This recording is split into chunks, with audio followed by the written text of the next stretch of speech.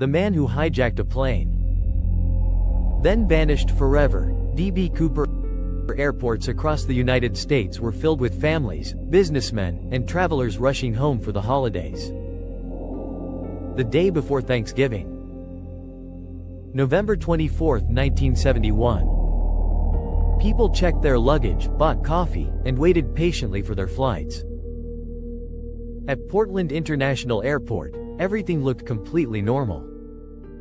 Among the crowd was a man who appeared no different from anyone else.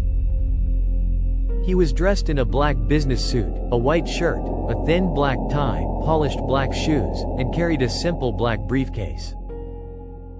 He calmly walked to the ticket counter and purchased a one-way ticket for Northwest Orient Flight 305, a short flight from Portland to Seattle.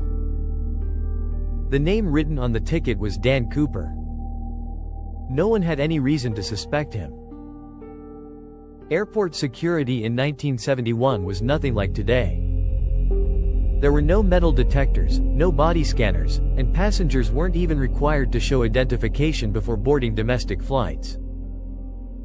Cooper quietly walked onto the Boeing 727 and took his assigned seat, 18C, near the rear of the aircraft. The flight carried 36 passengers and 6 crew members. After takeoff, Cooper ordered a bourbon and soda, lit a cigarette, and relaxed in his seat. He looked calm, confident, and completely ordinary. Nothing about him suggested that within the next hour, he would carry out one of the most famous crimes in American history. About 30 minutes after takeoff, Cooper took a folded piece of paper from his pocket and handed it to a young flight attendant named Florence Schaffner. She smiled politely, assuming it was another passenger trying to give her his phone number. Without reading it, she slipped it into her purse. Cooper looked at her and quietly said, "Miss, you'd better read that note." His voice was calm. He wasn't shouting or threatening anyone. Florence slowly unfolded the paper. It contained only a few words. "I have a bomb." For a moment, she froze. She looked back at Cooper, unsure if he was joking.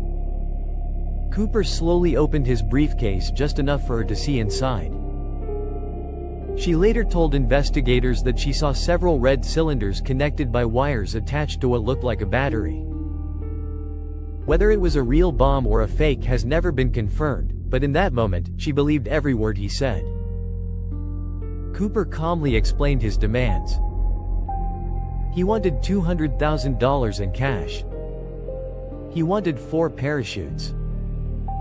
And he wanted a fuel truck waiting when the plane landed in Seattle. Unlike most hijackers, Cooper never yelled.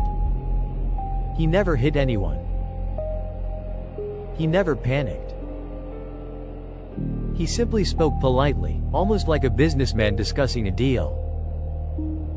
That calm behavior made the situation even more terrifying. Florence immediately informed the captain. The cockpit secretly contacted air traffic control. Within minutes, airline executives, local police, and the FBI were listening to every conversation taking place on the aircraft. No one wanted to take unnecessary risks. If Cooper really had a bomb, one wrong decision could cost dozens of innocent lives.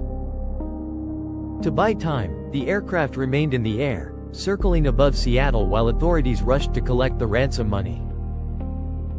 Banks quickly gathered 10,000 $20 bills, carefully recording every serial number before placing them into a bag. Investigators hoped those serial numbers would one day help identify the mysterious hijacker. Meanwhile, inside the cabin, Cooper remained unbelievably calm. He drank his bourbon, smoked another cigarette, and occasionally looked out of the window. Several passengers later said they never realized the aircraft had been hijacked.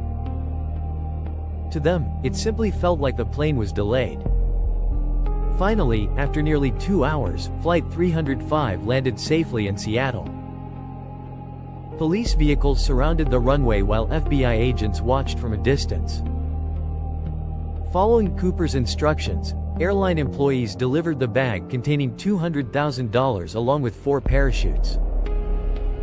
Cooper carefully inspected everything before allowing the passengers to leave the aircraft. One by one, all 36 passengers safely walked off the plane. None of them realized they had just survived one of the most extraordinary hijackings in history. Only 4 crew members remained on board. After refueling, Cooper gave the pilots new instructions. He wanted to fly toward Mexico City, but because the aircraft couldn't travel that far without refueling again, a new route was planned.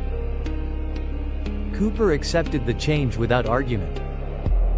He instructed the pilots to keep the aircraft at approximately 10,000 feet, maintain a speed of around 200 miles per hour, keep the landing gear partially lowered, and lower the wing flaps to a specific angle.